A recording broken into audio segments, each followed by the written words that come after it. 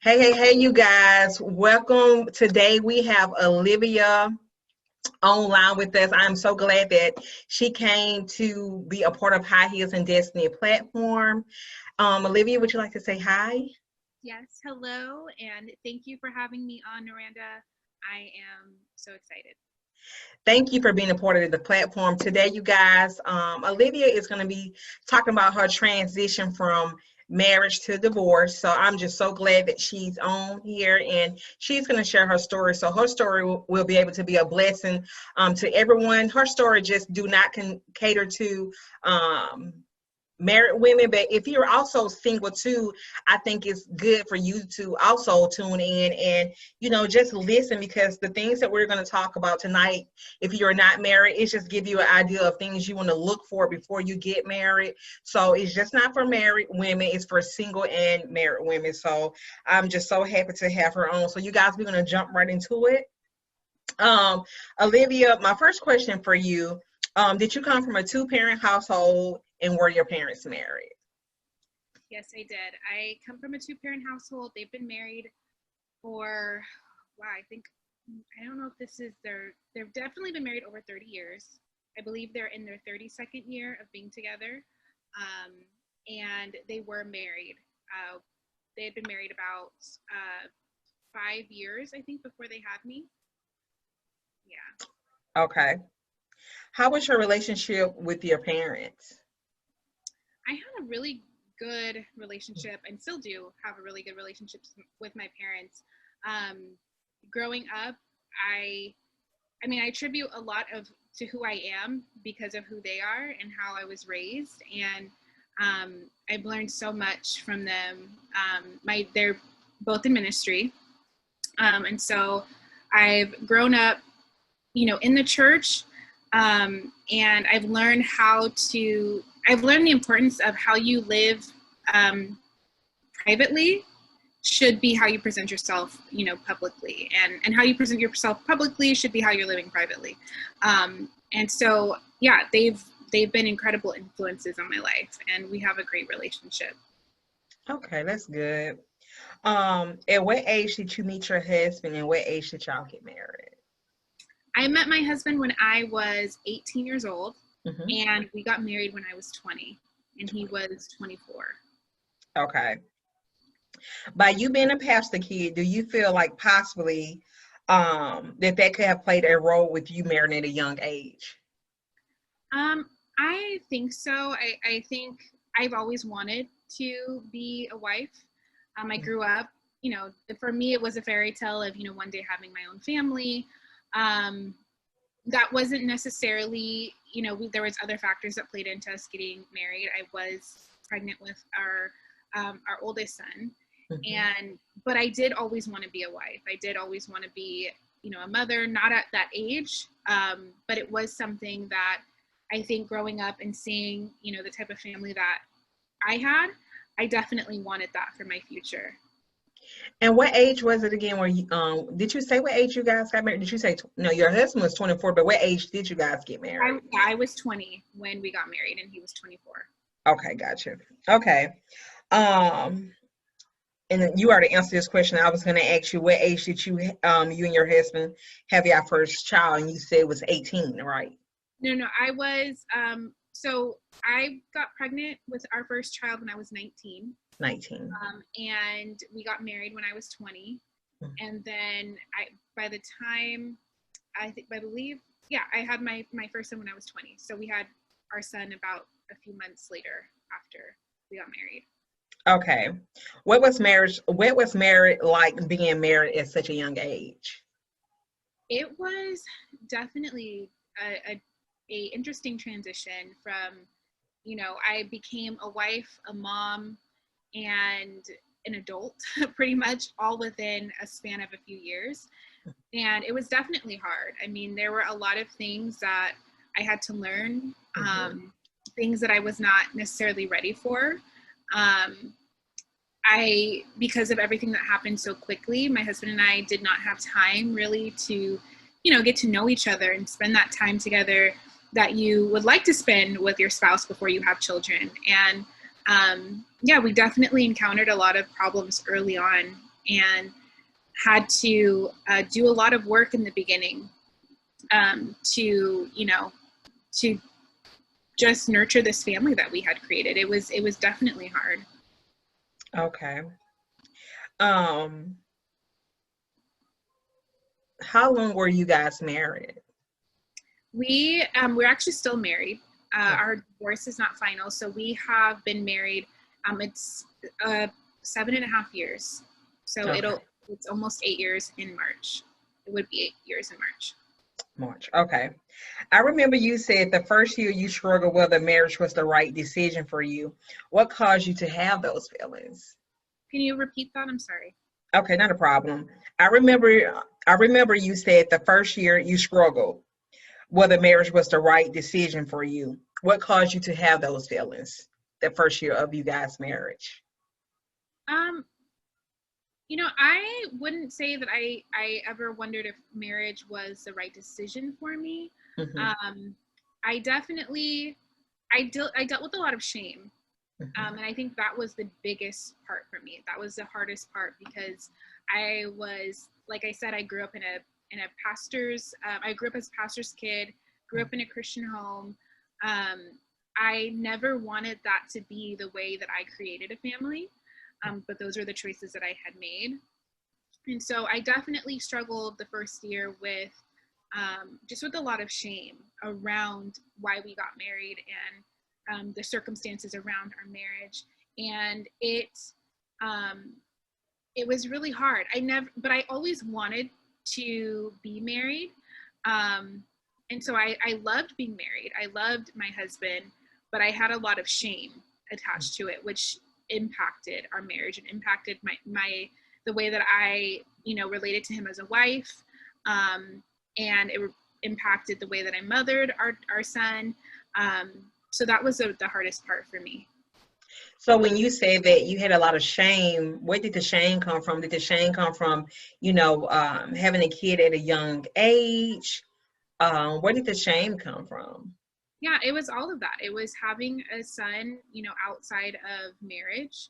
It was, you know, the idea of people thinking that this is the only reason that we were getting married and that, you know, just what will people think? What will people say? Um, you know, the shame that I brought to my family, that was Mhm. really hard. You know, the shame that I had within my family of, you know, everyone expecting more from me and all of it. I mean, it's something that I've carried for a really long time and I've really had to work through because it can become very debilitating. And like I said, it impacted the way that I did life. It impacted the way I did everything because I just lived out of that shame. And I felt like I could never, you know, do anything right. I felt like I had moments of just feeling like my life was over. And so, yeah, it was really hard for me. And yeah, that's, that's the answer to that question. Okay. Do you still feel shame from that? Like, do you look back and say, well, I may not have made the best decisions, but these are the decisions that I made for my life, my path, my journey? Right. Yeah. It took me a long time to get to that point. And Mm-hmm. I would say it was really in the last few years where as my marriage began to crumble, because that was another layer of shame because I was like, right, now I'm proving all these people right. You know, all the people that said, you know, oh, she's only getting married for the baby, it's not going to last. Then the shame of my marriage crumbling, you know, happened. And I really had to face that. And I really, you know, had to look at it and say, you know, I made these decisions, but this is not who I am. I have since made different decisions. And, you know, God completely rerouted my life and took me down a different path. And that I am not the choices that I've made, and that I have worked very hard to change my life and to be the best wife that I could be, to be the best mom that I can be. And so I don't carry that shame now. I see it sometimes creep up in little areas, especially with, you know, walking through divorce. When you're looking at your life and you're like, man, if I just would have made different decisions. But I don't stay there anymore. Right. With even walking through divorce, do you think sometimes possibly we can make the right decisions in life and sometimes certain things is just out of our control? Yeah. Oh, I 100%. I know people who have done it all the right ways, the ways that you would expect a Christian couple to do it. They waited till marriage, they dated for a long time, and still years down the line they end up exactly where I'm at. Mm-hmm. And it's a painful thing, but I definitely sorry, I lost my train of thought. Can you what was the question? The question, well, basically you were saying that you have friends that have did things the right way and they dated for a long time and made all the right decisions, but they still ended up where you ended up at. Right. Yeah, and it's hard. I mean, divorce all the way around is painful. Mm-hmm. And I think, you can do all the right things and still end up at this place and be faced with the decision of how you're going to continue to move forward with your life. Right. Because I mean, ultimately you can only make decisions for yourself. Right. Because if it's two people in marriage and you can do things right, but at some point in time a person can just completely do a U-turn in their lives and decide, well, hey, I want to do this differently, and it's nothing really that you can control, but it's still like, you feel like, well, okay, I did everything that I could possibly do, but it still go a different direction. Right. Yeah. How do you continue to move forward in your marriage after having doubt about being married in the beginning stages? Right. I just knew that I wanted to honor God. Mm-hmm. After, all the shame of everything, I still had to make the decision. Okay, I made these choices, but what am I going to do now going forward? And I committed to surrendering to the Lord and doing things His way. And so I just chose that I was going to honor God in my marriage. I was going to honor God, as a wife, as a mom, and make my decisions out of that. And so I really learned how to, because in the first year of our marriage, my husband and I really, really struggled. I would say that my husband struggled more than I did with the idea of being married. And, the thought of, should we have made this decision? And I had to learn to love him even through that. It wasn't something, it was something that caught me by surprise initially, that, he was having those thoughts. And so I had to learn how to find my peace in the Lord when everything else was crumbling around me. And this was a season that kind of cycled for years and really brought us to this place where it really kind of just completely unraveled. But yeah, I mean, those initial marriage issues really taught me how to surrender to the Lord in my marriage and how to surrender my marriage over to the Lord. Okay. How did you honor your husband throughout the marriage as his wife? This is something that I had to learn, definitely. But really allowing him to be who he is, and to not allowing myself, because for a long time I was trying to be his Holy Spirit. I was trying to, when I saw him going off a path I didn't agree with, I would try and, bring him back. And I remember the Lord really showing me that, and this is a few years ago, that he is motivated by his pain. He's not motivated by my pain. Oh, that's and good. that's really that's really how we all are. We're all motivated by the things that are hurting us. We are either motivated to fix it or we're motivated to run away from it. And for my husband, he was, kind of hardwired to run away from pain. And he was always trying to run towards things that, stop the pain. And so for me, when I really came to that realization that he's not motivated for my pain, he's not motivated by my pain, it was very freeing, because I realized, wow, only the Lord is going to be able to fix this. I can't fix this. And it took a lot of pressure off of myself. And I really allowed him to be who he was. And you know, I had to come to a place also where I allowed him to make decisions. I allowed him, you know, to, because I'm the type of person that I like to be in control of things. I like to know, you know, finances. I like to. Most women do. All women do. Right. Right. I like to, you know, have control over things. Right. But I had to get to a place where I was allowing him to do some things. Even if I didn't agree with it, like, you know, if you feel this is the best decision, then you can make that decision, and not holding it against him, not having an attitude about it, but truly learning to serve him, and learning to, you know, just allow him to be who he was. And it was something that, you know, over the years, that was really hard because he was not walking with the Lord. So it was kind of difficult to kind of balance that, because there were some things that I'm like, whoa, I can't agree with that. I can't submit to that. I can't, you know, walk alongside you in that. But there were other things that I was like, Lord, I leave him to you, and I'm going to, you know, trust his decision in this, and trust that you can speak to him way more than I can, that he can hear your voice way louder than he can hear my voice.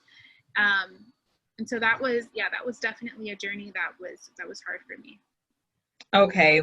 At what point did your marriage start to turn for the worse?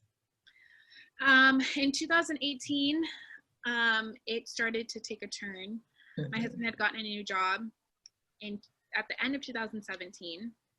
And he started hanging out with some people that were not, just not healthy for him to be around. It was some of the things that he struggles with, and some of the things that he, you know, has struggled with in the past. And he was starting to hang around with these people a lot. And that's when I started to see a turn in my marriage. And in 2018, it just really took a deep dive. And that's actually when the Lord was like, he's not motivated by your crying. He's not motivated by you begging him, you know, to do different things. He's only motivated by his pain. He's only seeing his pain right now, and he's running, you know, from that. And so that's when, you know, things really started taking a turn for the worse. And truthfully, things started taking a turn for the worst when I started praying. Like, when I really started to fight and pray for my marriage, the enemy like really got upset about that, and it started to just dwindle quickly, until he asked for a divorce in July of 2018. Okay. When you started seeing your marriage do a 360, was marriage counseling or individual counseling an option?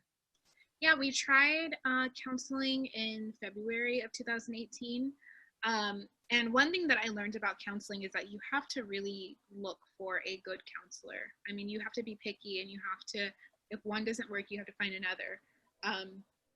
We found one who was okay, but what I realized was that this was not an us issue. This was a individual issue, and it was causing us conflict, but I knew that there was a lot of things that were happening because there was stuff going on inside of him that he was not dealing with. And so the counselor that we went to was trying to use surface level things to get us to fix everything. So he would say things like, oh, you guys need to go on dates. You guys need to hold hands and look each other in the eye when you're talking, and really communicate with each other. But all of that is great if, you know, if two people are on the same page. But for him, he was struggling with some really deep stuff, and holding hands was not going to fix that. He really needed to, you know, address some of the trauma and the just the difficult things that he had gone through as a child, because all of those things were bubbling up to the surface, and he was trying to stuff them down. And so the counselor was we weren't addressing any of those things. And of course it was beginning to affect our marriage. But at the time we did not think to go to a different counselor. I look back now and I'm like, we should have just kept going and going and going until we found, or kept trying and trying and trying until we found a new one. But by the time I had that realization, he was already, out the door. But the counselor that we were seeing, it was, it wasn't addressing the deep stuff. It was only addressing the marriage, but it's two people that make up a marriage. And so I think we needed both individual help. And I think that would have, definitely impacted our marriage in a healthy way, and which I since have done. But I don't think that he's done that yet. Okay. And even with individual counseling, even if the person is not open to it, I mean, it's still kind of like it still won't help save the marriage, because really the person have to kind of be open to want to, go there and discuss that. Right. Yeah. I mean, it takes two people to reconcile a marriage or to fix a marriage. I definitely think that even one person changing some of the ways that they are responding to things can still set an atmosphere for change to come into the marriage. But ultimately, it does take two people. Okay, so Olivia, we discussed that the man you were in love with was broken, and that your husband suffered from childhood issues. And which we just really discussed this. And my question was, did these childhood issues affect you guys' marriage? And which you said they did affect you guys' marriage. And you know what? And it's just like in a relationship, I think that, people go from relationship to relationship to relationship and they look for something better. But it's like until you really fix whatever the issue is, it's like it's going to be cycles that constantly repeat itself over and over again. Right. Mm-hmm. Yeah, that's exactly what it was in our marriage. And even when in the past when we would have issues and we would, because we had some issues before where, the same thing that we talked about earlier, where he wouldn't want to be married, and they never lasted very long, but it was always a cycle and it would always come back up again. And it was because we weren't really dealing with the root issue. I had this mindset that it was just our marriage, that it was, if I just did something differently, if I, was a better wife. And these weren't things he was saying to me. He wasn't saying things like, oh, if only you were different. It was nothing like that. But I had it in my mind that I could fix it. And then finally, God showed me, this is not you. This is something that's broken inside of him. And there is nothing that you can do that's going to fix this except just continuing to pray for him and continuing to, just pray that he gets the help that he needs, because these issues were here before I met him. And if they're not fixed, they'll be here after our divorce goes through. And that was something that I could not control, that for so long I was trying to control, and I was trying to fix it in my own power. And I was exhausting myself because I couldn't change it. Right. And ladies, that's really important that we talk about this, like, just like, let's pause right here. It's like issues. If you're dating a guy, and even for a man that's dating a woman, if you start to see issues in the beginning stage, where if and you see where that person may have childhood issues, daddy issues, mama issues, whatever type of issues, like, it is really important, because when you marry the person, the issues don't go away. It just, like, like she's saying, it just comes into the marriage. It don't go anywhere. So it's really important. Like, if you are dating somebody, don't look over these issues. In some cases, you may not find out about these issues until years later. Okay, that's different if you don't know about them. But if you know about them in the beginning stage of marriage, don't think you can fix them. Like, they definitely is something that have to be worked on within that person, and it can really damage a relationship, a marriage, whatever. But those issues definitely has to be fixed. Yeah. And leading up to my next question, did you know about your husband's childhood issues in the beginning stage of y'all marriage, or did it come out later on in the marriage? I knew about some of the things that he had gone through. Mm-hmm. I did not know about all of it.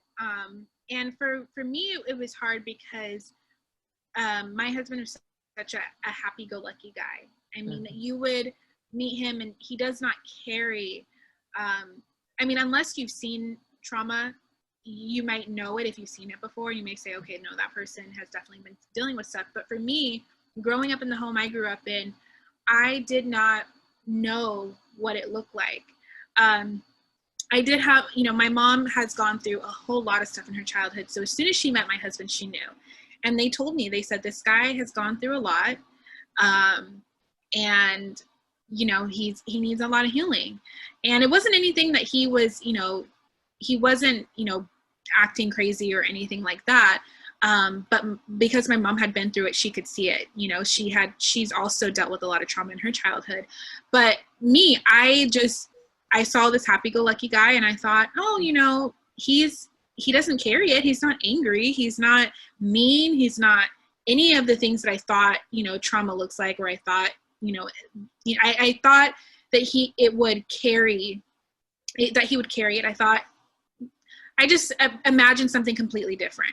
Mm-hmm. And so I was naive in thinking that I could, that it just wouldn't affect me in the way that it did, or that it wouldn't affect our marriage, I guess is more, how I would say it, that it wouldn't affect our marriage in the way that it did. But it greatly impacted our marriage. And things that I thought, oh, he's so happy-go-lucky. I had no idea he was just stuffing things down.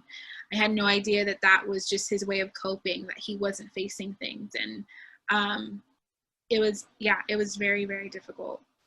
And you know what? I don't think that makes you naive. I just think it's like you could just never be too prepared for marriage, because when you think you got everything figured out, it's always some other stuff. You're like, oh, I didn't think about that. And so with the situation that, with you thinking like, okay, I didn't think that this would affect our marriage. I mean, who would, and like you said, he's a happy go person or whatever. So something you said, I think you said something to this thing as that he didn't look like what he had went through. He didn't look like trauma, like he was happy or whatever. And and that's kind of crazy, because you do have some people that shows that behavior, and then you have some people that don't, but definitely just all that to say that if you really don't know it until you actually do it. Like now, if you got remarried again, you'll know like, well, okay, if this person got these issues, like, no, I shouldn't do this. But you just really don't know it sometimes, and you don't learn until you actually just experience it. Yeah. And I would always, now looking back, and this is something that we did do, we just did not do it for a long time because we had a baby coming, but I would always recommend premarital counseling. Yes. You sit down with a qualified counselor or a coach, and somebody who is going to get real with you, who's going to be honest with you, who will talk about your childhood and the things that you've gone through, and who will really work, allow you to kind of see what's up ahead, and help you confront those issues so that they don't become major roadblocks down the line, so that you can confront them head on before you say I do, before you walk down the aisle, so that they're not things that just completely catch you off guard. And that was something that we did start doing. But my husband was also kind of close. He didn't want to talk about certain things. And I did not know about certain things before we got married. I didn't know about some of the issues that he had faced as a child, until later on. But there was some things that he'd be like, well, I don't want to talk about that right now. And I respected that. But now I see like, no, there's some things that you may need to really confront before you walk down the aisle. And yeah, it's hard, because you want to be respectful of the things that people have gone through, and honoring the fact that they are not ready to talk about things. But it's still important to sit down with somebody who can help you or that they sit down with somebody, before walking down the aisle, and somebody that's willing to do that. I would always tell a woman, that's single, I'd say if he's willing to get help and to talk to somebody, I think that's important. I think a red flag, if someone's like, oh, I don't need help, I don't need to talk to anybody, I can do it on my own, I think that's a major red flag. You don't want somebody who's not willing to hear outside perspective, because that will always kind of come back, and it will, it'll definitely present as an issue later on down the road. Did your husband come from a 2-parent household? And if he did, how was his relationship with his parents? He did not come from a two-parent household. Okay. He had his mom and his grandma, and his relationship with them was pretty, it wasn't great growing up. He explains it that he kind of had to start raising himself at a young age. And, you know, he has a better relationship with them now, but it wasn't great as a child. You said that he didn't have a relationship with his mom or father? No, he never knew who his father was. Okay. Did not have a good relationship with his mom growing up. Okay. Do you think if a man doesn't have a healthy relationship with his family, it's harder to have a healthier marriage? I think it depends on why he doesn't have a good relationship with his family. I have friends who don't have good relationships with their families, and it's not because of a lack of trying on their end. I have a friend who her family is very, very toxic, and she had to separate herself from them. And so I think you need to find out the reasons why he doesn't have a good relationship with his family. And I think it again goes back to, those are things that if you're going to get married, that you would want to sit down with a counselor or a coach and say, hey, these are the issues that I've had in my family, or that he's had in his family, and, you know, working through that so that, you know, those issues don't arise in your marriage. And finding out, you know, how he responds to conflict. How does he respond, you know, when he's upset, when he doesn't get his way, or when he's in a bad mood, like all those things that you don't really think about, but they need to be addressed early on. Okay. My next question is that this was once a man you were in love with. What did those good years of marriage look like? Oh man, I still love him. And for me, I was actually thinking about this the other day. We struggled a lot growing up. I mean, just early on in our marriage. And sometimes it would just be, we would just have enough money to get a pizza and a movie, and we would snuggle in bed with our son, and that would be just our fun for like the month, because that's all we could afford to do. But I look back on those memories with such fondness, because we were bonding, and it was just us and our little family. There was a lot of times where we had really deep conversations. So he would go through seasons where he was very vulnerable, where he did open up, and he did let me know some of the things that were going on in his heart. And I so value and appreciate that time, because I know at the heart of who he is an amazing person, and he's an amazing man. And I treasure those conversations that we had, and those times where I really got to see the heart of who he is, and his love for his family, his love for other people. So yeah, we had, honestly, and I think this is because of some of the work that I've done, I look back on our marriage with fondness. I look back on it thinking we had some hard times, but I enjoyed marriage. I enjoyed the man I was married to, because I learned how to enjoy it in spite of what was going on, that my peace was not in him. And so because my peace is not in him and it's in God, I can enjoy him. You know, I can enjoy just the simple times, the simple days, and not live in a constant state of fear or anxiety or frustration. It took me a while to get there, but I can honestly say, even when our marriage started going down a bad road, I was still enjoying it. You know, when he was in a good mood and he, you know, wanted to watch a movie or, you know, watch some of our favorite shows, I enjoyed those times. And you know, I was fully invested. And when things weren't great, I just kind of was like, okay, Lord, I'm going to focus on, you know, whatever it is that you've called me to do. And it helped me not to get, you know, in such a state of despair where I was just like, oh, everything is bad, nothing is good. Now I learned to find the good in the season that I was in. And so I look back and I have no regrets. I enjoyed the last, you know, 7.5 years of my life. Okay.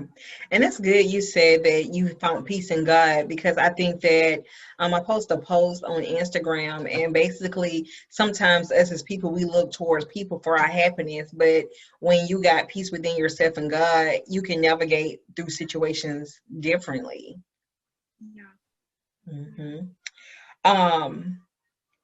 when the marriage started to turn for the worse, I remember we discussed that your husband started to go down the wrong path. Was the wrong path he was choosing affecting the marriage and the household? Um, Without going into great detail, he was just doing a lot of, he had some, like I said, he was hanging out with people that just weren't good influences on him. Mm-hmm. And he was getting into things that just were not healthy. And so it caused him to really struggle with, maybe I was just never meant to be a husband, Mm-hmm. or you and I were never meant to be married, because clearly we have different views on things. And the issue was that, the things that he was doing, it wasn't that he just was not wanting to have fun. They were detrimental to him. And I could see it. I could see that he was heading down a path that was going to be very destructive. And it was really hard, because you love people and you want to keep them from getting hurt. But I couldn't. And so, yeah, it was very hard, but he was doing things that were just, they weren't healthy for him. And they were things that years back he never wanted to do. He never wanted to get into. It was an old life that he was a part of that he did not want to continue in anymore. But I think, when you get into a season where you've kind of started walking away from God, sin just starts to look appetizing. Yes. Start Yes. to, you That's start to good. everything that that you once believed in, or that you thought you believed in. And I think that's what happened with him, that he just, the life we were living no longer looked appetizing to him anymore. And he wanted something different. And so that's what he went after. That's good. That's really, really good. And I remember you said something to a certain extent as he felt like I'm trying to get my wording right, that he felt like he couldn't really, what's the wording? He couldn't, like, he looked at your father in the household that you came from, like, he felt like he couldn't match that. Right. Yeah, I think, again, I think sometimes sin gives the illusion that life is easier than Mm-hmm. walking with God. And it's That's a good. lie, because it's not. It's going to lead you down a path that's going to feel so hard to get out of, and it's going to be miserable. Yes. But the way that the enemy always presents it is, see, it's so much easier living this way. This way is so much harder, and you're fake, and you're being a hypocrite because you don't really believe these things. You can't really live up to this. And so, sin, it's always more appetizing. And yeah, I think, but I definitely think that he went through a time where he felt like he just could not live up to the standard of my family and the way that we lived. And not that anybody was holding him to a standard, Mm-hmm. but just, when you're not living right, and you start to feel shameful, and Right. convicted, and you think everybody's judging you, you think everybody's looking at you a certain way, and it's not necessarily true. But again, the enemy will creep in and say, see, you're not like them, and see, that you're not meant to be in this family because they're not like you, and they Right. don't understand you. And so I think that he definitely went through some of that. I remember you had a moment with God and you said, God, I can't do this anymore. What was that moment that you was experiencing mentally and emotionally? Yeah, and I'm not sure if you're referring to the moment of earlier. I've had moments like that over the last few years, Mm-hmm. where you get into such a place where it's just so painful that you're like, Lord, I can't do this. Either take it away from me, or I'm just like walking away from this. There was a lot of moments where I was, very, very frustrated. Earlier in the year, I got to a place, because I had been standing for my marriage, and I was praying, and I wouldn't say that I'm not standing for my marriage now, because I think, even after divorce, the way that I view things is, whatever God wants to do, I am open to. Whether it is I completely move forward into a new direction, or God restores things, it is completely, up to Him, and I am flexible. I am willing to do whatever it is that he wants to do. But there was a point earlier this year where things had gotten very, very bad. And I was like, God, I can't do this. I can't continue on like this. And I believed and with counseling with other people that I had done everything I knew to do. Seeking out help for both of us and working on myself and having conversation after conversation about working on things, I came to a place where I knew that I needed to make a different decision that was healthy for me and for my children.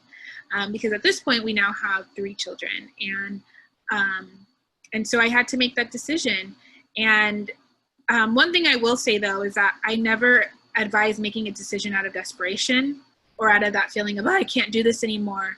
One thing that my parents have always encouraged me to do is to make a decision out of peace, out of knowing that, after going through all of those emotions of feeling like you can't do it anymore or feeling frustrated, because those come with divorce. I mean, especially if you're going through a really tumultuous situation, it's not wrong to feel frustrated. It's not wrong to feel angry and to question, okay, God, what are you doing? Those are normal human emotions.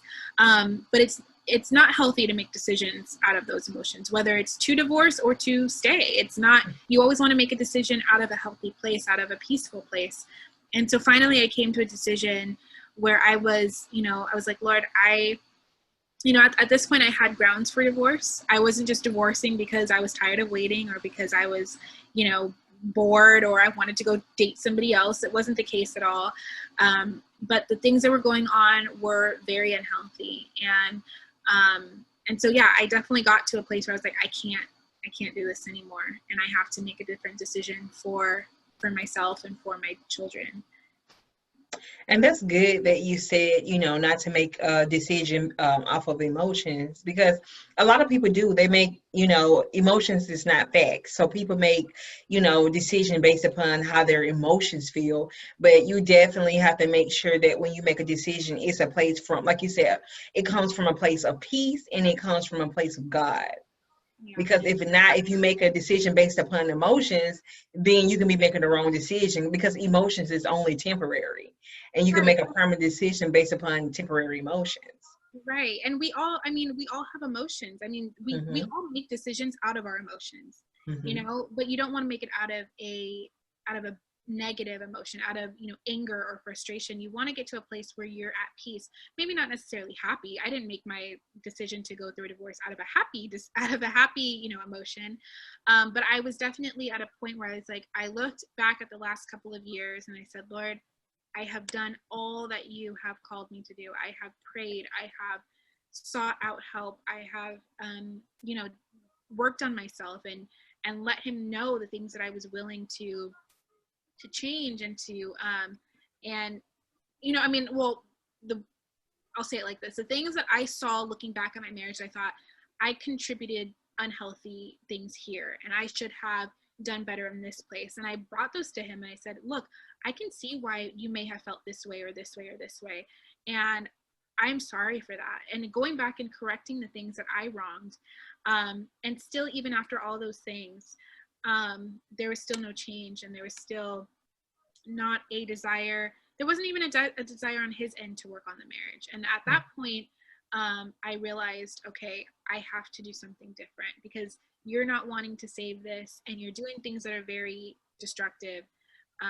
So it's time that we legally, separate ourselves. Okay. I remember you made a comment. You said, and let's talk a little bit about this. You said, you stopped seeing things through the lens of your own eyes and you started seeing it through the lens of God's eyes. Do you remember saying that? Yeah, that was one of the things that I prayed for in the beginning of all this, was asking the Lord for his perspective.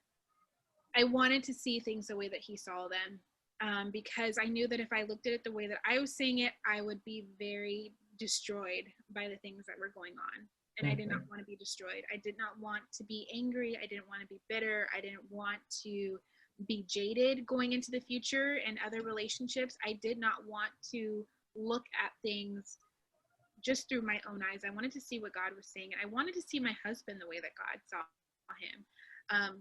And so, yeah, I asked him for his perspective, and it definitely was very healing for me, because I did not see my husband as the decisions he was making. I saw him as a broken person who was making decisions out of that pain. And all of the things that were happening on the outside were only symptoms of what was going on in his heart. It was not the full story. It was not, I never caught on to the belief or attached myself to the belief that he was doing these things to hurt me. I knew that out of his own pain, he was making decisions, and inevitably it was hurting me because I'm his wife. I knew I was impacted by it, but I never said, this is who he is. I never said, I just never went there, because God showed me early on that this is not who he is. It might be the choices he's choosing to make, but he is a broken person, and he's doing things out of his own pain. And it was very healing for me, because I can walk away, if this divorce goes through, and this is,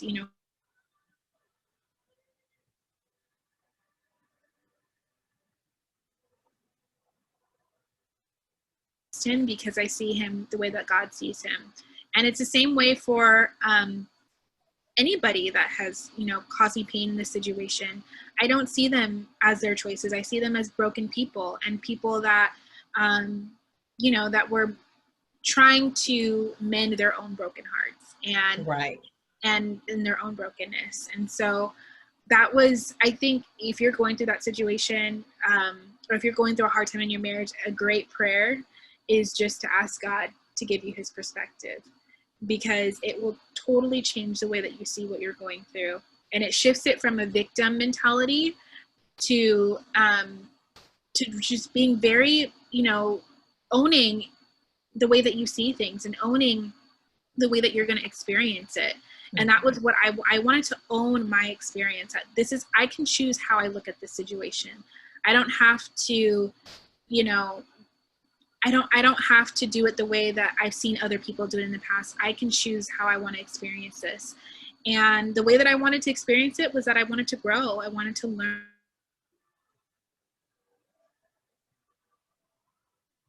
compassion, and extend grace to those that were hurting me. And yeah, that's what I endeavored to do. Wasn't perfect at it all the time, but it's what I endeavored to do.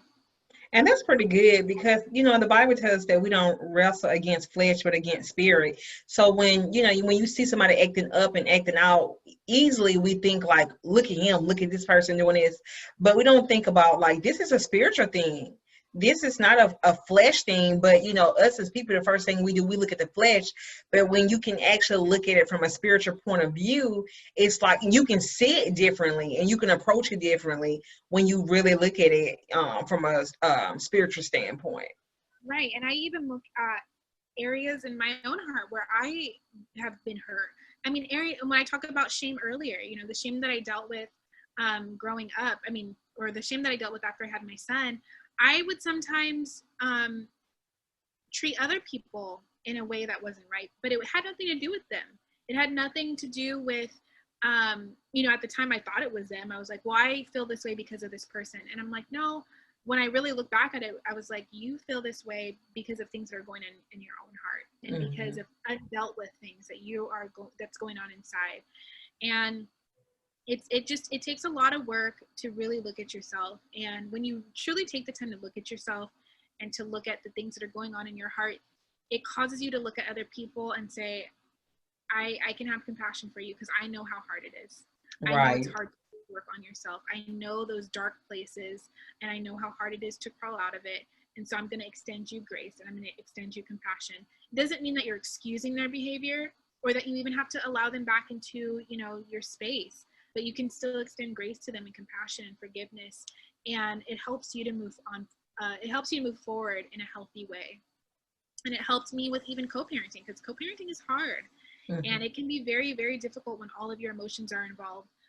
But that also helped, because I was able to just look at him in the same way that God looked at him, and just, love on him and have grace towards him. Right. Okay, you said something powerful. You said that God began to show you how to love your husband. What did that look like? You mean in like the last couple of years? Yes, before you guys separated. I think kind of what I said before about just allowing him to truly be him. And because for me, one thing that was really hard was I was always trying to, and this is going back to, getting pregnant at 19 years old. I always Mhm. wanted to protect my image because I had so shattered my image. And so as the years went on, I was always trying to get my husband to conform to a certain image. We have to present ourselves a certain way, and we have to look a certain way, and we have to talk a certain way, and we can't, we just can't do certain things because we have to, again, going back to image, I wanted us to look a certain way. And that drove him crazy. He is not somebody who cares about image or anything like that. And for me, it was coming from a place of shame because I wanted people to see me a certain way. But the thing that I believe that it was communicating to him was that he wasn't enough as he was, and that there was something wrong with him. And, that was never what I was trying to communicate. But inevitably that's, what I communicated. And so God just showed me just how to love him in spite of the things that he was doing. And it first started with me. I had to get to a place where I was secure in who I was, where I was secure in who God made me to be. And out of that security, I could love my husband exactly where he was. And so, I think that looks different for everybody, but for me, it was that um, I extended a lot of grace because there was a lot of things that were going on. And I just, I tried to be compassionate and loving and understanding. And a lot of it, I think a lot of what love looked like for me was just praying for him. Just getting on my knees and truly warring for him in the spiritual realm, and really praying for his salvation, and praying that he would be free from the things that he has dealt with since he was a kid, that he would be free from depression, and that he would truly experience joy. And that was the way that I really only knew how to love him at the time, because he wasn't really accepting anything else at that point. And so the only way that I knew how to do it at that time was just to pray and to, do simple things for him, like buying his favorite candy, or, making him dinner, and doing it, serving him in love, and not wanting to try and show him that I'm upset by not doing things for him. I continue to love on him and to do his laundry, which he laughs about because I ruined some of his jeans unintentionally. But I was always still trying to, do his laundry, and just not treating him in a way that was, trying to show him that I was upset, but truly just, walking in forgiveness and compassion. That was how I was endeavoring to love him at that time. Okay, I remember you said that so you going through all this, that God gave you a revelation also that you had some work that you needed to do on yourself. What did that look like for you? Oh man, that was, I know I've touched on it before, but just all of the things that I thought, well, we're here because of him, or, we are going through this because of choices he's making. And God was like, look, you still have work to do. There's a lot of things that you are struggling with that you aren't facing. There's a lot of beliefs you have about yourself that you aren't facing, a lot of beliefs you have about me that you aren't facing. And so there was a lot of work that I had to do on myself, and just learning how to control my responses, learning how to, and not just outwardly, but inwardly, when things would happen, that I would not be quick to get mad at God. If and there was times where there was really painful things that happened, and I had to learn, okay, no, I'm not going to allow this to change the way that I view you, God, because you are good in spite of what's happening. And it was I mean, I could sit here and talk about all the things that I worked on, but you'd be here forever. But it was, yeah, there was a lot of things. And it took me, there's things I'm still even working on, you know, Mm-hmm. and yeah, I am so thankful for that. I'm thankful that I was confronted with, look, you have a lot of work to do on yourself, because it caused me to stop focusing on the things that my husband was doing. And I was like, look, I don't have time to worry about you, because I have to focus on the things that I'm doing. And that was very, very needed for me in that season, for me to just focus on myself. Okay. I remember you said that as God was teaching you how to love your husband and you guys was going through this transition, that you thought that God was going to do something big in your marriage, but in actuality, he was preparing you for what was about to come. Yes. I, as in 2018, in the beginning, I remember, you know, as I'm seeing my husband start to go down a really dark path, I Mm-hmm. was like, okay, God. There was one point where, and maybe that's what you were referring to earlier, I forgot about this part, but there was one point where I'm like, God, I want a divorce. I can't do this. And I'm out. And God was like, no, this is not how you want to end things. Mm-hmm. And I remember him telling me, if you ask me to show you how to walk out this next season, I will give you instructions. And he really began to do that.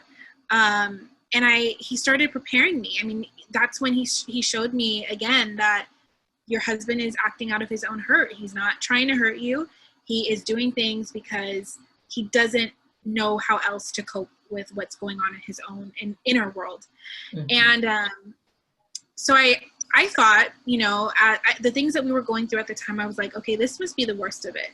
And so I began really praying, and I began really studying about spiritual warfare, and just, you know, praying that whatever darkness was influencing my husband, that it would be gone.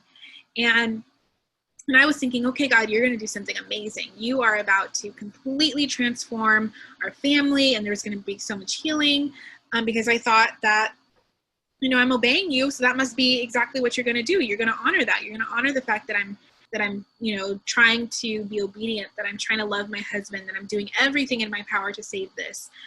And what he was really doing was preparing me for what was coming. That the little things that I was having compassion for at that time, he Mm-hmm. was growing in me to have big compassion for the things that were coming up. And the little ways that I was learning how to respond to him, you know, there were times when he would not come home because he just didn't want to. And he would stay at a friend's house. And I would say, you know, I would be so angry, and I would lash out, and I would, and I didn't lash out physically, but I would pack up all his stuff. And I would say, look, you can come and you can get your stuff. I'm done. And God told me stop doing that. Mm-hmm. And so I stopped doing that. And so he would still, you know, because I would change my mind. I'd be like, okay, because God would convict me, and he'd be like, do you think that you are acting in a way that he would want to come home? Okay, you're right. So I stopped responding that way. Mm-hmm. And I was like, am I being somebody that my husband would want to come home to? And Mm-hmm. even though, you know, it did not excuse, you know, the choices that he was making, but I was like, I'm not acting in a way, like I would not want to come home to somebody who I know is going to be angry with me when I walk through the door. I would try and stay away as long as I could. And even though it did not justify what he was doing, I was like, I need to take ownership of the way that I'm responding to this. So I would say, you know, in my own heart, I'm like, okay, God, I don't like this, but I can't control it. And, you know, I knew what friends he was with. I didn't really care for them. But I was like, okay, God, I will endeavor to show him grace when he walks through the door. And that's what I endeavored to do. And I didn't know that at that time, as I was beginning to trust God with him, because I thought, God, at the time, God was like, he's a grown man. This is not your child. This is not your son. You cannot be monitoring him. He's going to do whatever he wants to do. In the same way, if it was me, I am a grown woman, you know, and while, you know, we're married and we do have to honor and respect each other, there's still a level, I mean, it still gets to a point where I cannot control what he's going to do. And I don't want to, because that is exhausting. And so, yeah, God began to work in me how to be at peace when he's not at home, because I would not be able to sleep at times. I would wake up at 2 a.m. and I'd be looking out the window, seeing if our car was driving up. And I did not want to live that way. And I had no idea that he was going to be leaving in the next few months. And so God really began preparing my heart for that, as, you know, the times where he wasn't home, and learning how to be at peace, learning how just to pray and not to get into fear and anxiety, and going through all the what if this happens, and what if this happens, and what if this happens, and just surrendering those things and saying, okay, God, I trust you. I trust you with my marriage, and I trust you with my husband. And, you know, I would pray also that God would convict him, that he would be convicted. I still pray those prayers, because I think conviction, you know, it's a good thing. And it is a gift from God to be convicted.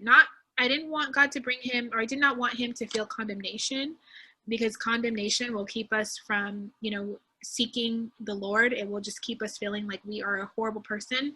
But I would pray that he would be convicted in what he was doing, and that he would have a feeling of, I should not be doing this. You know, I should go home to my family. And yeah, those were the times where I thought, okay, God, you are doing something good in me. I'm changing my responses. My husband's about to wake up and be like, wow, I have an amazing wife. That's not what happened at all. But you know what? It takes real strength to do what you do, because most people look at strength as like, well, I'm going to pack your stuff. I'm going to go off on you. You're going to disrespect me and stuff like that. But people look at that as power and authority. But there's more power and authority when you handle the situation in which the way God was showing you, when you start to humble yourself down and being able to show humility. Because it's easy to go off on a person, you know, which I done did that stuff before, go off on a person, act up and act out, and then in the end you feel like you empower, like I did something. But in actuality, you really don't win. You're right back at square A all over again. Right. And you don't feel at peace. You feel even worse, because you're like, I can't believe he left. When you kick him out, I can't believe he actually left. I can't believe he's not coming back and begging. And it's like, you can't choose, you can't choose the way that it's going to pan out. And that's what God was showing me. He was like, you are, you know, you have to be, you just have to heed my voice, because, and he would tell me, I know your husband's heart more than you do. And I would think, but God, I don't want to look stupid. I don't want to look like I'm weak. I don't want to look like I'm dumb. And he would remind me, if you follow my instruction, you will never be put to shame. It might not happen right away that you are that you get vindication, but you will never be put to shame. And I look back at the way that I treated my husband, and I don't feel shame. I don't feel stupid. I don't feel any of those things. I mean, and I know that some people have looked at me over the years, you know, people that I know personally, and they're like, I would never have put up with that. And I'm like, you know, I'm doing what I believe that God called me to do. And there's areas I've seen in my husband's life where I'm like, God, I see why you had me do it that way. Because you never know what's going on in someone's heart. And if you listen to God's voice, he will give you instruction on how to keep moving forward and how to do things. He will give you instruction on how to speak to them and how to love on them. And you may not see the fruit of that right away, but it's so much better doing it his way than it is doing it any other way. And you know what, people is quick to say what they will never do, but people really have to watch the word never, because those same, I remember when I was younger and I was like, oh, I would never do that. I would never do. And I would find myself in those same situations later on down the line in life. So I learned to stop using the word never, and people don't know, that's something people have to stop saying, I would never do this. That couldn't be me, because they don't know. And then when you start to look up a couple of years from now, you're like, wow, I thought you said that wouldn't be you.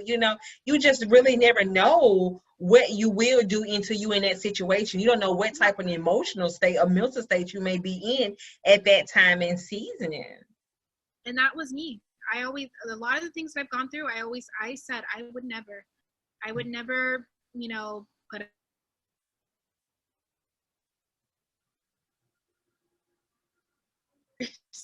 over the last couple of years, because you're right, you don't know, and you don't know what God may, you know, have you, what he may want you to learn by going through those things. And not that he causes it or that he's, you know, putting you through it, but he always works things together for our good.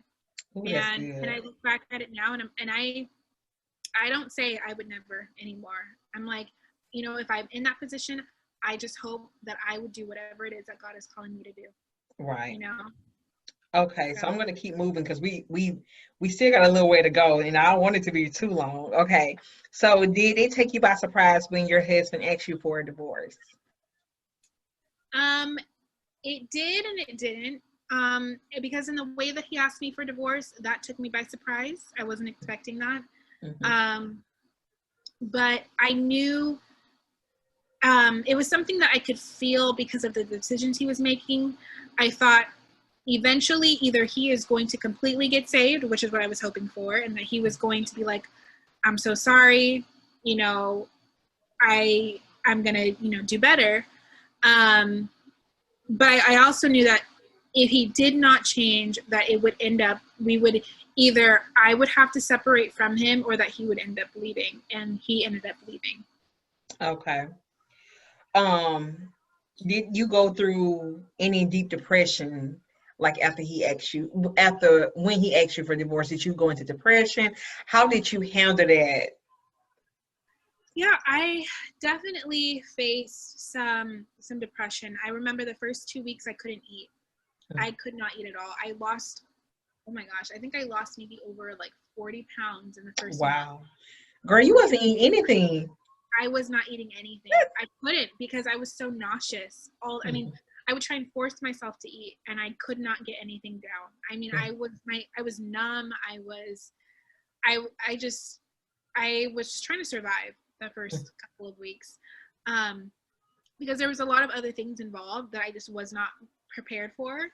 And so everything just kind of took me by surprise. But on the other side of that, because of the intimacy that I had with God in the months prior, I was not in such a pit of despair that I couldn't get out of it. I began really, and I started making videos about how I was going through it, and that for me was saving grace, because it gave me an outlet to really minister to other women and to kind of get my thought process out there. And I was doing a lot of research on the brain and how the brain works, and trying to understand some of the things that my husband was going through, because there were some things that he was doing that I was like, I don't understand. Like, you are not you. And so I would, you know, I'm the type of person that needs to know everything, and I'm always researching things. So I was even researching, you know, these type of situations in marriage and marriage issues, and I was giving myself something to do so that I would not stay in this pit of despair. And I was praying a lot. I was reading my Bible. I was, you know, trying to hang out with friends, you know, when I did not have my kids, or, you know, keeping in close community was very important to me. I joined support groups of people that were going through the same thing. And just, that was very important to me in that season. But I did not get to a point where I was in deep, deep depression. And again, I think it's because of that prayer, like, give me your perspective. I want to see what you see. And when he began showing me what he was saying, it helped to kind of take my mind off of what was going on and really look at what was going on spiritually. And that's when I was like, oh no, this is not about me. This is truly about what's going on in my husband's heart. And that really helped to heal some of the pain that was going on, because I realized he's not doing this to me, he's doing this to himself. Right. At what point did you realize, like, this is spiritual warfare? Because at what point did you realize this was spiritual warfare? Because not just your situation, but you had discussed previous that a lot of women are going through times in their marriages where the husband is leaving. Even, someone that I spoke to have experienced the same thing where their husband had left. So, at what point you realize, like, what, this bigger, it's not like my husband is just leaving. This is a spiritual thing because it's happening to women around. Right. Yeah. I would say I realized it was spiritual warfare before he even left. Okay. Because again, God began preparing my heart. And that's when I was like, okay, God, the things that he's doing them because he's trying to run to something. Mm-hmm. And he's trying to run to something because he's running away from something going on in his heart. And I knew, I was like, this is nothing but the enemy, because I knew that the person that I married was not the person who was making these decisions. And that he was, and I knew also that, we've had many conversations before where he would say, I never want to go down that path again. I never want to be that person again. And I'm talking about the person he was before him and I met. And so when I saw all of this happening, I'm like, the enemy, he is definitely trying to get him off track. And he is really trying to wreak havoc in his life.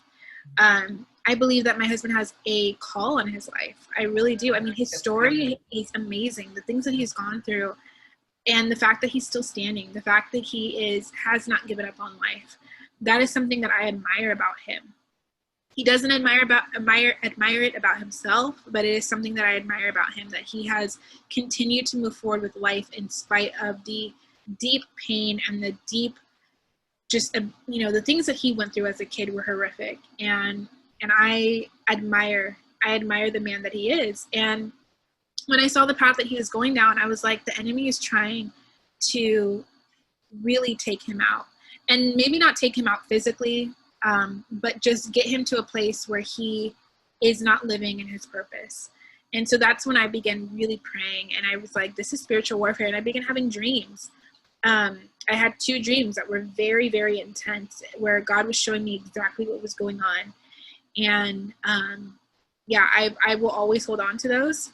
I don't know, what the purpose was in terms of showing me those things. I know definitely so that I could pray and, really truly pray for him. And so that I would not be distracted by the things that he was doing, and that I would always remind myself that this is spiritual warfare.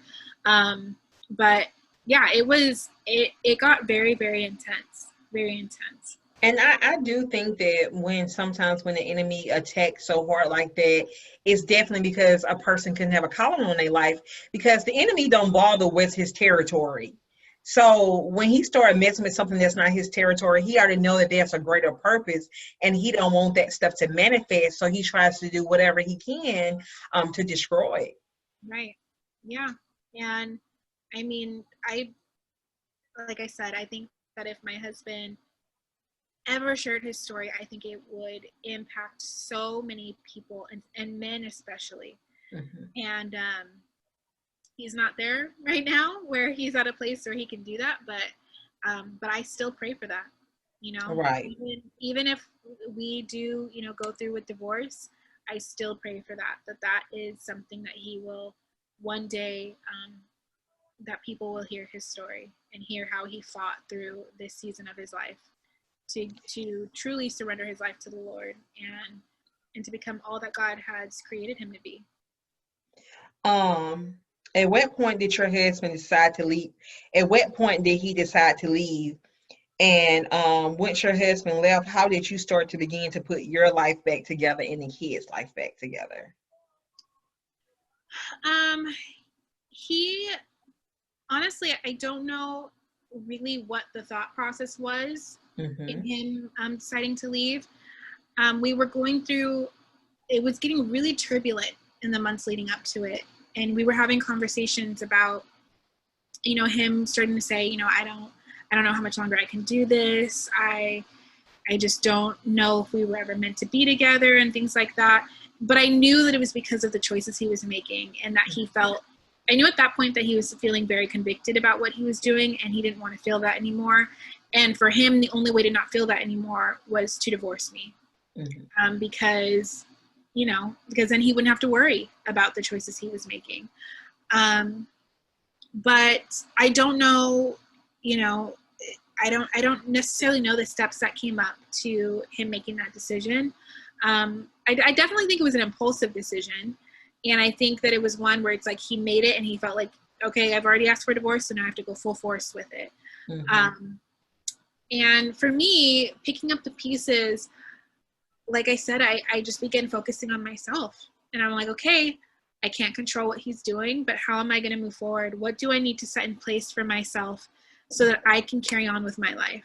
Mm-hmm. And I began, working on my finances. I began, just getting things in place for my kids so that I could keep things as normal for them as possible.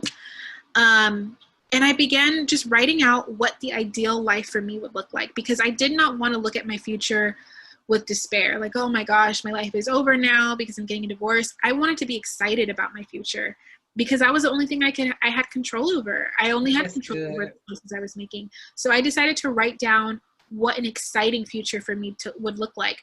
What can I work on now that I'm not, my time is not spent being a wife, because he had left. So I'm like, I have time that I didn't have time before, that I have time now that I didn't have before. So what can I work on that I've always wanted to do, but I never had the time. So I began doing those things. And that's how I began picking up the pieces for myself. Do you feel like your identity was wrapped into your marriage? Oh, 100%. Yes. Okay. Which is why, when it started to crumble, that was the main thing that God had me working on, was my identity, was who are you? Who is Olivia? And what does she enjoy? Who does she want to become? And not allowing this season to define me. And to truly allow myself to be just wrapped in God's love and allowing him to show me who I am. That was very pivotal for me, because I loved being a wife. I still, love being a wife. It is to me, one of the greatest honors was to be his wife and to be a wife. But I definitely have found my voice outside of that. And that is something that I'm so grateful for. Do you ever feel like you look to your husband more than God? Because I think all women get to that place in marriage where we can kind of lose track of God and kind of look towards our husband more than God. Oh yeah, I think I found my security in him a lot, which is a lot of where our issues came from sometimes, because he did not have the tools to give me any type of reassurance that things were going to be okay. And so I'm looking to this broken person for security, for hope, for love, and he did not know how to give it to me. And I'm so thankful that God allowed me the opportunity to have to seek him for that, because sometimes it's so subtle, you don't realize that you're looking to your spouse to be your everything until they leave and you feel like you have nothing, and you're like, oh wait, I didn't realize that I had made you an idol. Right, that's good. And so, yeah, for me, I really had to kind of put God back in his proper place in my heart, that he was above all and that he was the only desire that I had. How do you think women start to lose their identities in marriage? That's a hard question to answer, because I don't even know how to put into words. I think just looking for that other person to be your happiness, to be your peace, and to be your sense of security. I think that's a dangerous place to be. And I think we so badly want good relationships that we give too much of the responsibility to that other person, and it's easy to get lost in that. And it's not wrong to want a relationship. It's not wrong to even for your husband to be those things, but that is not the source. He is not the source of your happiness, of your joy, of your love. Those things are found in God. And that is still something that I have to remind myself of, when I'm having a bad day and I'm just like, man, things would be so much easier if he was home. And I'm like, but God, you are not or he is not the source of my peace. You are. And, you were here before him, and you are going to be here long after him. And so, and I'm continuously reminding myself of that. And I think also too that women, we can lose focus. I think that's how sometimes we lose our identity, is that we lose focus, and we put everything into like trying to be the best mom, trying to be the best wife, and trying to be the best for ourselves, until one day you wake up and you like, I done lost focus. You lost focus on God. You lost focus on yourself, because you're trying to be the best mother you can be. You're trying to be the best wife you can be. And you have completely lost focus of God and yourself, because you're trying to be everything for everybody else rather than yourself. Right. I agree. How can a woman balance God and marriage? I think, well, just always making God the center of everything that you do, that out of that place, out of your relationship with God, you're able to do all those other roles. And so making sure that you have that intimate relationship with the Lord, where you are going to him daily. And I know it's hard, because as wives and mothers, we don't have a whole lot of time. I mean, we have so much on our plate. But carving out that time where it is dedicated to the Lord, where you allow him to fill you, because it's so hard to give from an empty cup. It's impossible to give from an empty cup. And you will constantly feel drained. You will constantly feel like you're not doing enough, or you're not getting enough, or, that you just get exhausted.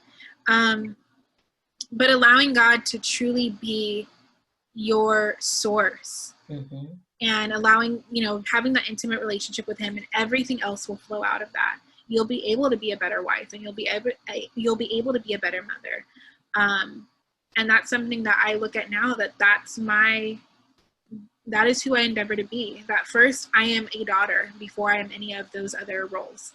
I'm a daughter of God before I am a wife. I'm a daughter of God before I'm a mother. And out of that, I am able to be all those other things. Okay, you and your husband going through this process of being separated, but not divorced. Did y'all ever reconcile the marriage? Try to reconcile the marriage? Yeah, we did. We tried to reconcile. But for him, he was never truly in it.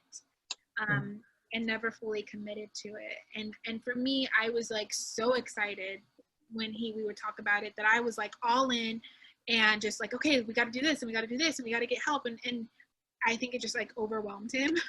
And so I really had to like step back and be like, okay, God, I leave this in your hands. And so we kind of would have like these off and on seasons where he was like thinking about it and then not thinking about it. And again, still making decisions that weren't healthy. And so I think it was kind of like, for him, it was, I don't want to lose my family, but at the same time, I don't want to do anything to, to be the type of husband and father I need to be.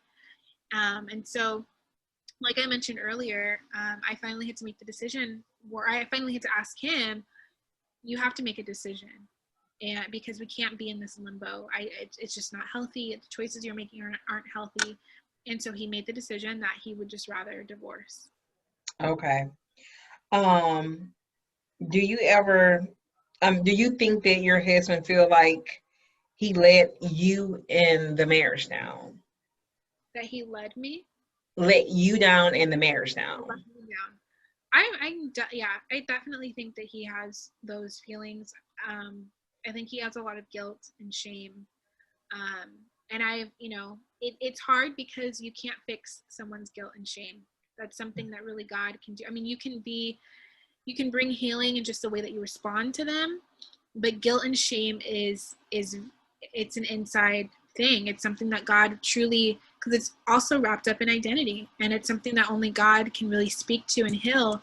But yeah, I know that he deals with that, and I let him know that I don't see him as the things that he's done, and that I still see him as a man that I married.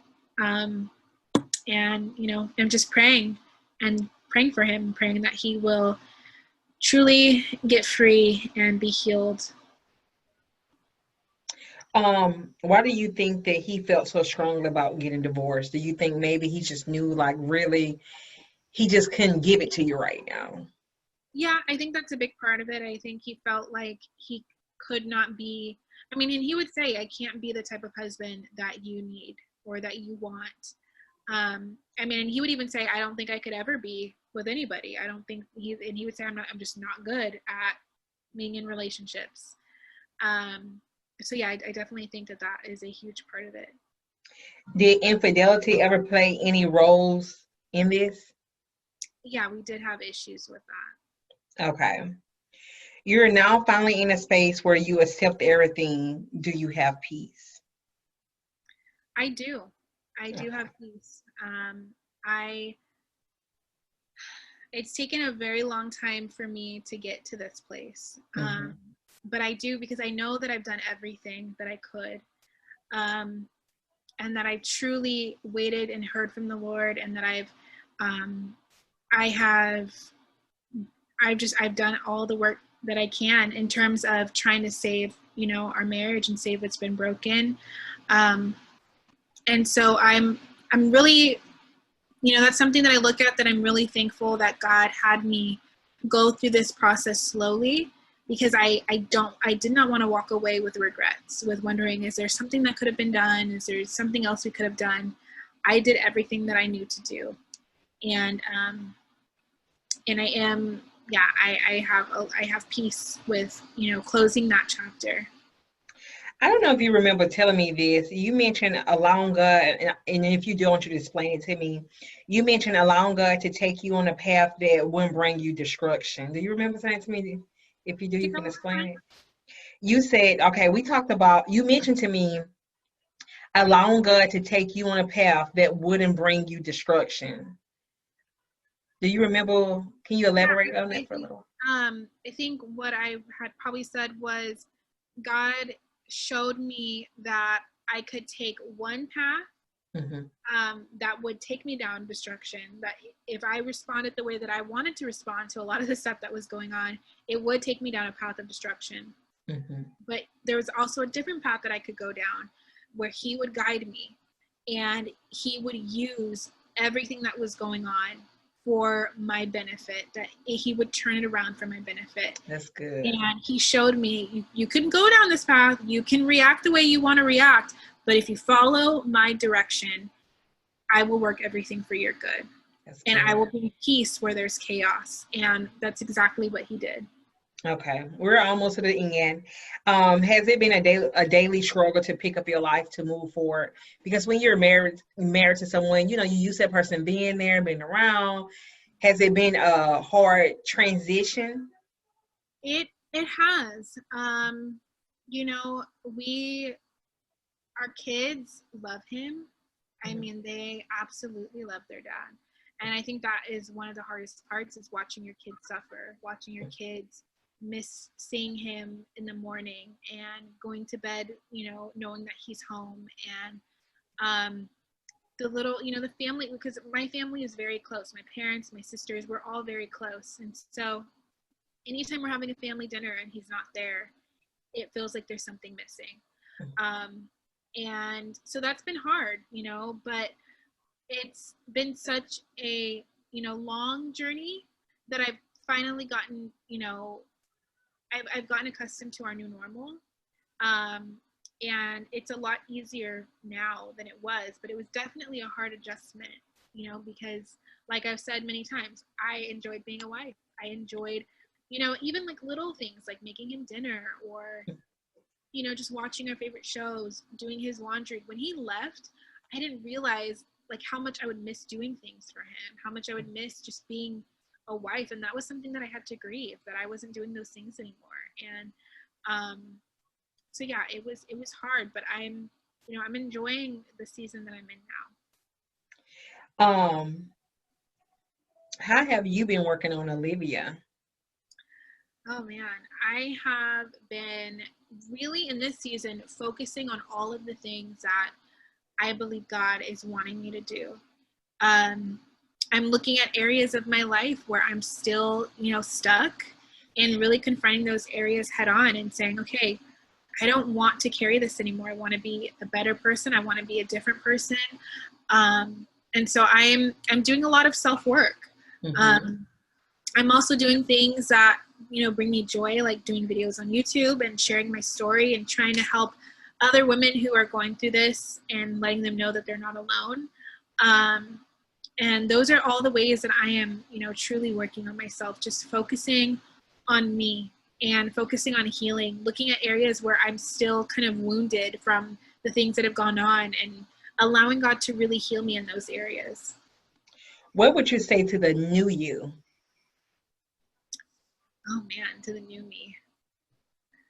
That's an interesting question. I've never thought about that. You got this.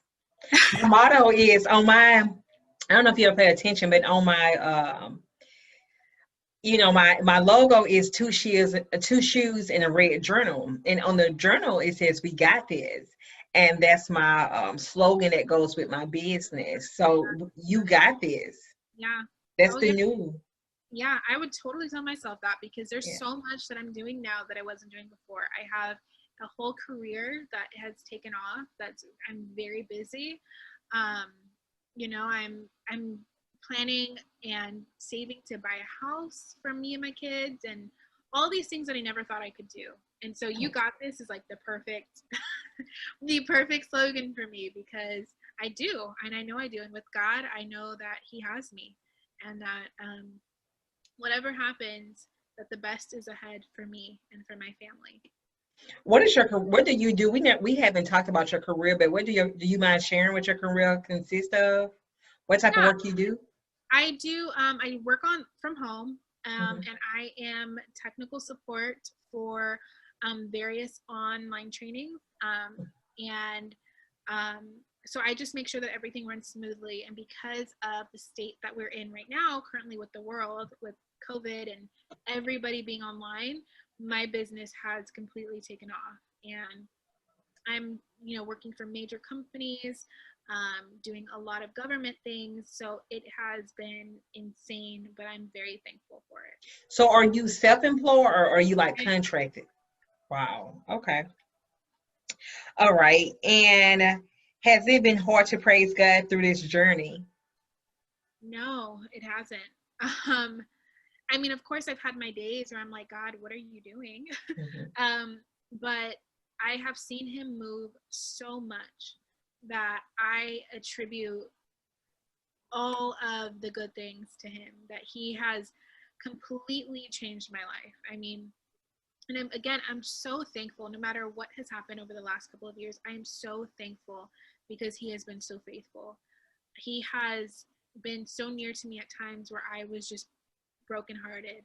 And He's been so kind, even when I get it wrong and when I'm frustrated and I'm questioning Him, He is so kind and compassionate to bring me back and to help me deal with my own internal world. And again, that's why I say I'm so compassionate when it comes to my husband, because I know what it's like to be in a dark place. I have not even touched the surface of some of the things that he's gone through.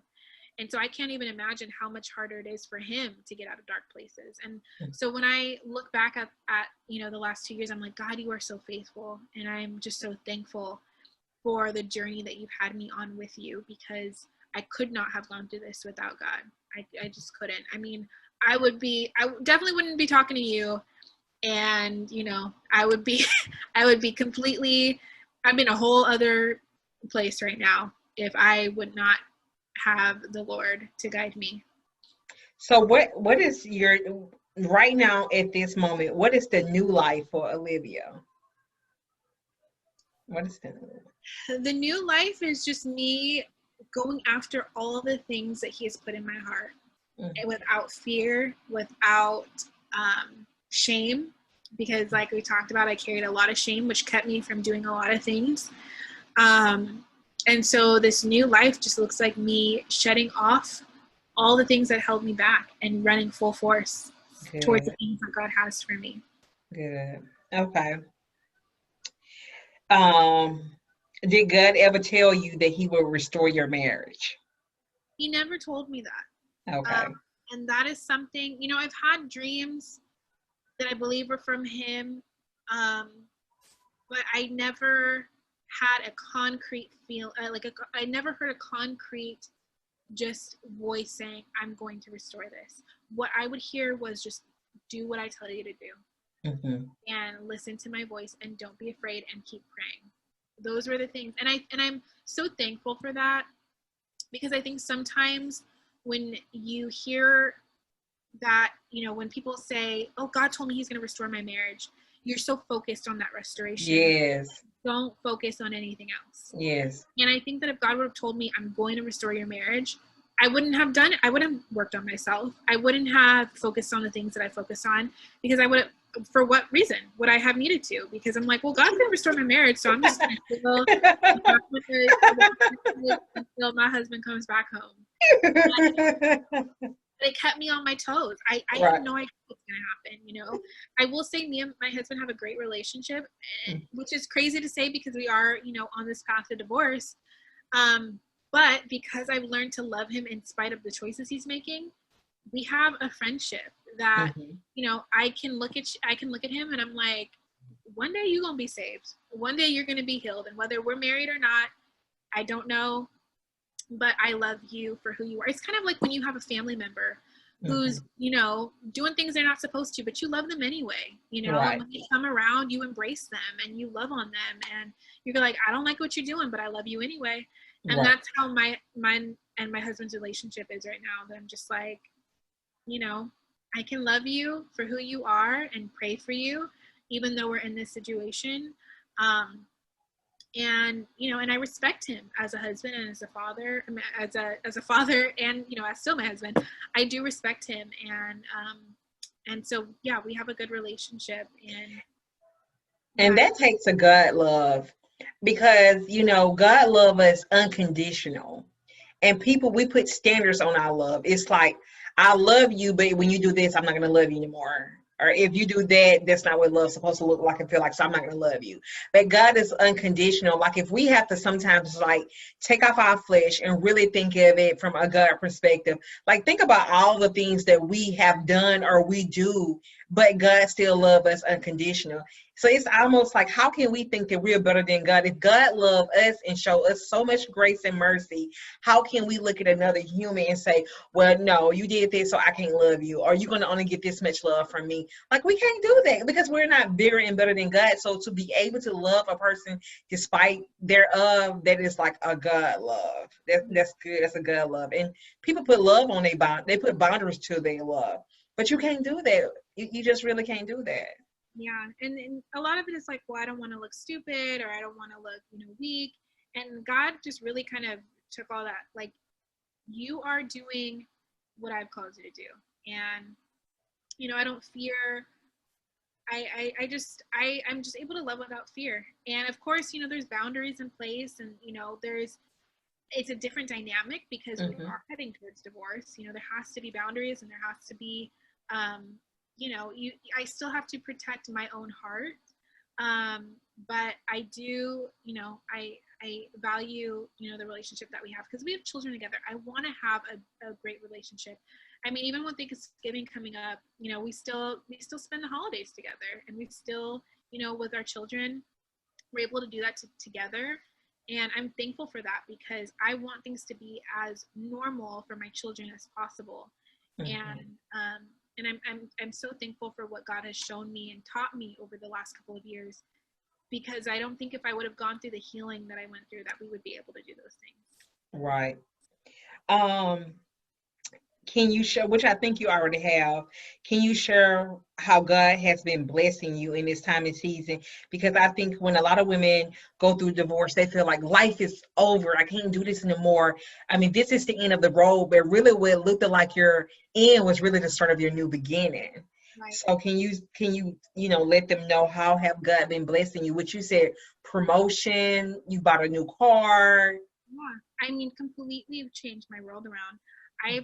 We struggled our whole marriage just financially, and he was a sole provider because we have little kids, so I stayed home. And I always, you know, the job that I'm and the field I'm in now, I was always doing that, but it just wasn't as busy. You know, and I would have like little jobs here and there monthly, but he had the sole income. And so when he left, it was very hard. I mean, I struggled, and you know, I struggled a lot, and he struggled too. I mean, because of the choices he made, he, you know, went through a really hard time financially.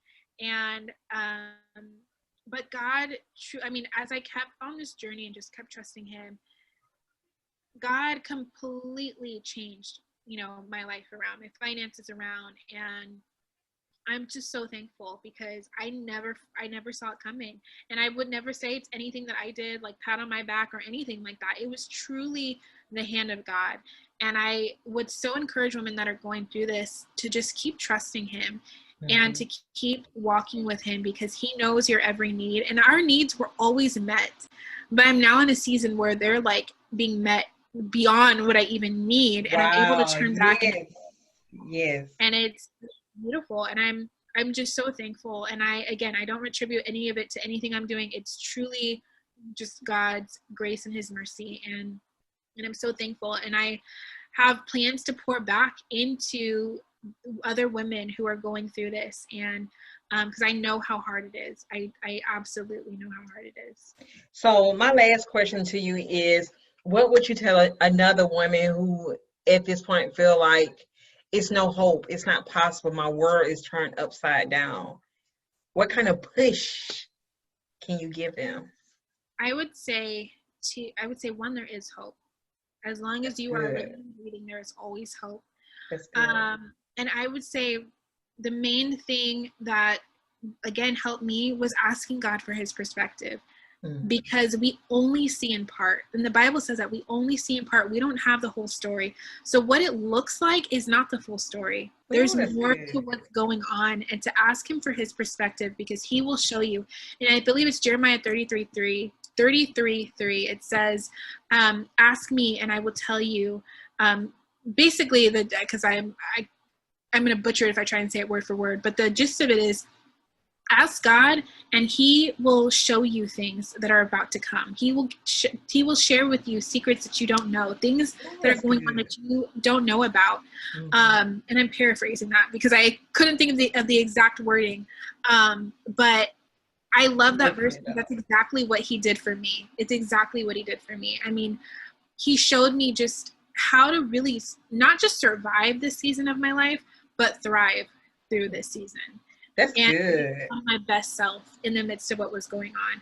And so I would encourage women, this can be the best season of your life, because it has been the best season of my life. As painful as it was, because there were some very painful points, this was still the best season of my life, because I met Olivia. I met the woman that I've always endeavored to be. And I'm so thankful. And I looked it up, and it's Jeremiah 33:3. That's good. I'm gonna read that. That's really, really good. That's good. Because you know what, and we're done now. We're done. What it looks like, your end is really your new beginning. And I think sometimes everybody, we can look at life and we can feel like this is it. Because one thing about a book, it's got different chapters. You don't get a book and it's just one chapter. In the end, it's chapter 1, 2, 3, and in each chapter it gets better. But it's not till you get to the end that it gets the best. So with each chapter, it gets only better, and better with each chapter. So yes. Amen. Girl, I am happy, and I just can't wait to see what the outcome is going to be. It's just a blessing. Yeah, and I always say either way it's going to be good, because I am endeavoring to do whatever God is showing me to do. And you guys, this is just a prime example. Just looking at Olivia, like, God will give you peace right in the mix of the storm. Like, people will be looking at you like, well, she's supposed to be crying, she's supposed to be depressed, she's supposed to be this, that, but she is still pushing through in the mix of the storm. Like, God would give you peace. He would give you his fruits in the mix of the storm. And people be like, well, I don't understand how she's still happy, I don't understand how she's still blessed. It's just all God. Like, he would give you peace. He will, right in the mix of the storm. I mean, you would have peace. And it's just so powerful, because people feel like when you go through the storm, it's got to be dark, it's got to be sad. But in the storm, it can be light right in the mix of the storm.